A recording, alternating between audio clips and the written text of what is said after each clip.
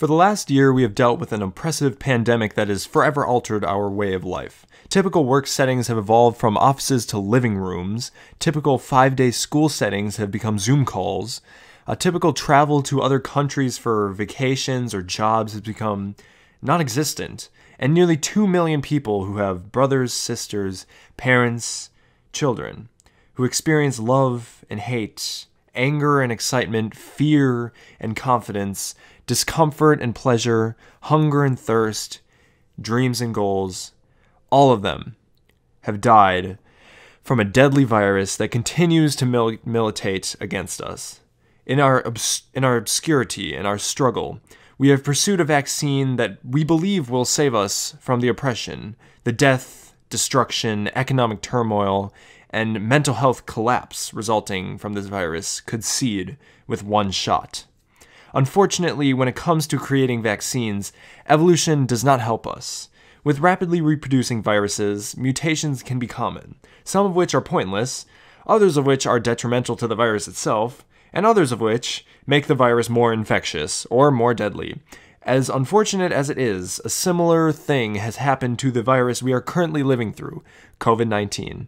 A new strain officially known as VUI, which stands for Variant Under Investigation, -2012/01, which stands for the first variant of COVID-19 under investigation in December of 2020. So it's the first variant under investigation by the world, essentially, in December of 2020. It's caused a massive, largest yet outbreak in the United Kingdom, and as a result, Prime Minister Boris Johnson announced a strict lockdown on London and its surrounding areas, on top of many countries restricting travel to and from England. In this episode, we shall meet and understand VUI-2012/01 and another COVID strain that I have not mentioned, which has yet to have been named, the further virus of which, the VUI, I call COVID-20. Just wait till we get to the second variant, because that one's not good. In October, health officials in the United Kingdom detected a unique coronavirus strain from a test sample they had conducted in September. Unique coronavirus strains have been discovered many times since the beginning of the pandemic, but this one was especially notable for a few reasons.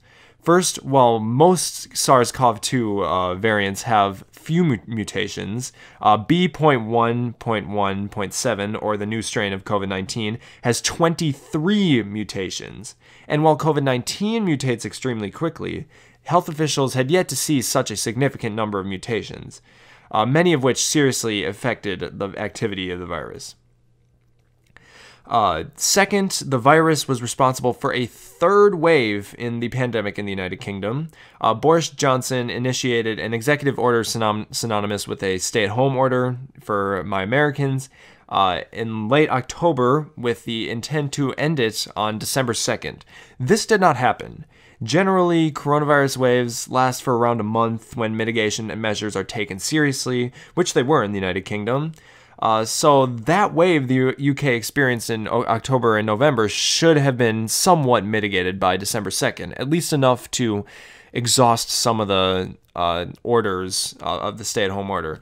The problem was that this new COVID-19 variant arose and dominated new infections in Southeast England, where most cases in the country have occurred. In Southeast England, 50% of the positive COVID tests that were sequenced by England's public health departments came out positive for this B.1.1.7 variant. As you could see by the thumbnail, the new variant caused a COVID wave more serious than all before it, at least for the United Kingdom.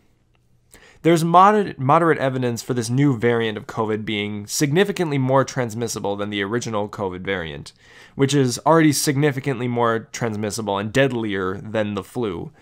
First, though, we must understand that these are merely preliminary reports, and there still must be more evidence to conclude whether this new strain's increased spread is due to irresponsibility or to viral dynamics. Here is what the World Health Organization explained about its transmissibility. And I quote, "Preliminary reports by the United Kingdom are that this variant is more transmissible than the previous circulating viruses, with an estimated increase of between 40% and 70% in transmissibility, adding 0.4 to the basic reproduction number r-naught, bringing it to a range of 1.5 to 1.7, end quote. 1.5 to 1.7 in the United Kingdom in meaning for the r-naught, a country that has worked tirelessly, at least compared to the United States, to mitigate COVID's spread. As of December 22nd, 2020, which was yesterday when I'm recording this video, only 1,108 cases have been identified, but it is known that the new wave is the result of the new variant. And then we also have to talk about the second COVID variant that evolved from B117. So yeah, we have to talk about that.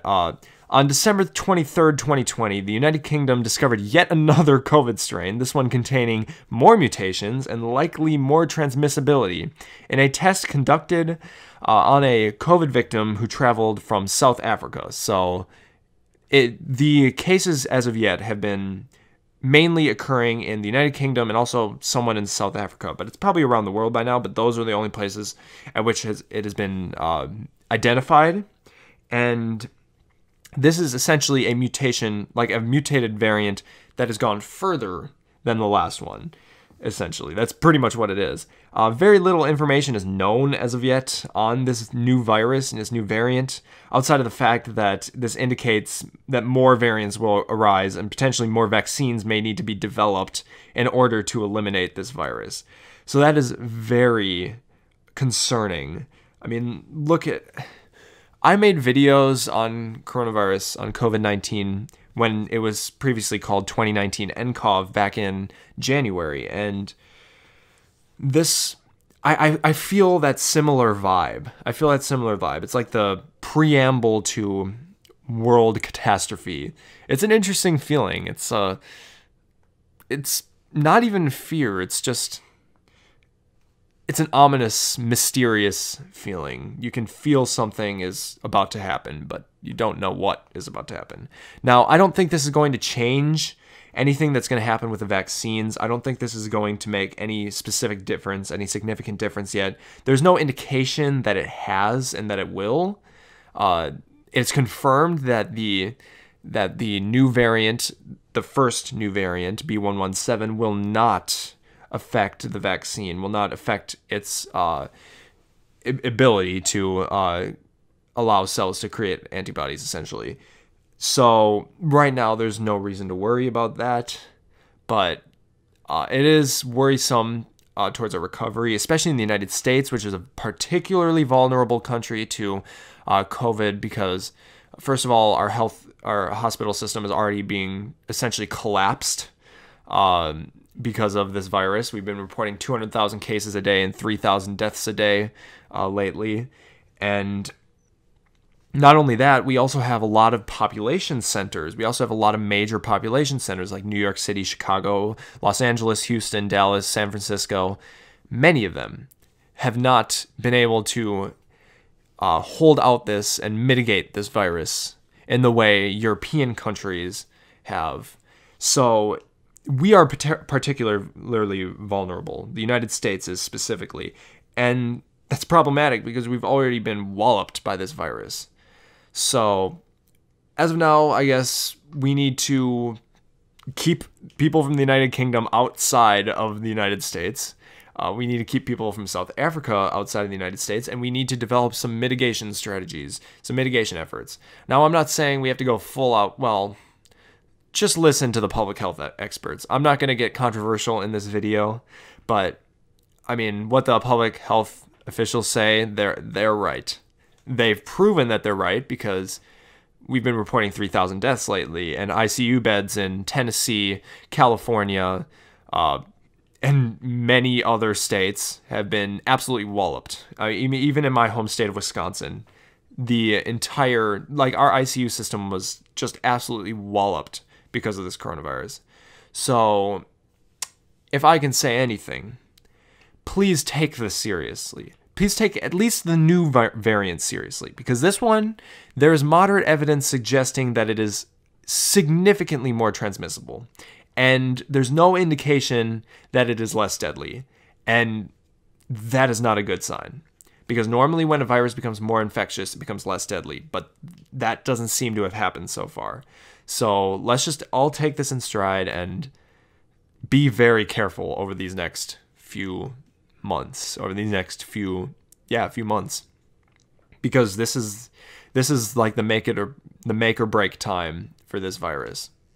Either it mutates and overruns the vaccine, destroys our hopes of recovering, at least in the near future, or we lock down, or we stay safe, we wear masks, we social distance, we wash our hands, we do everything we can to mitigate the spread, and we get out of this in June, or in July, or in August, by the end of next year. If we can do that, maybe we'll be able to return to normal life by the end of 2021. So thank you all for listening and watching. I hope you guys enjoyed. I will be definitely posting more videos on this because there needs to be videos on this. This is a new strain, and it's very important that we know about it. And there are 2 new strains. Don't forget about that. There are 2 new strains, and it's very important that we know about them. So thank you all for listening, and take care and stay curious.